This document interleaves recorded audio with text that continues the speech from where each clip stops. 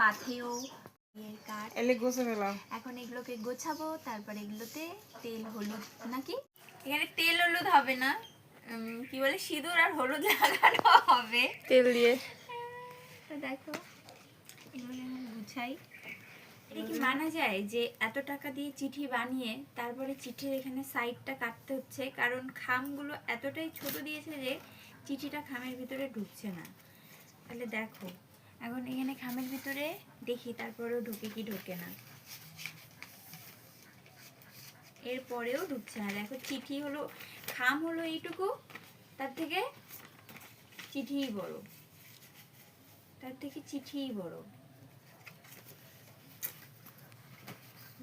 দোকানের লোকেশনটা বল।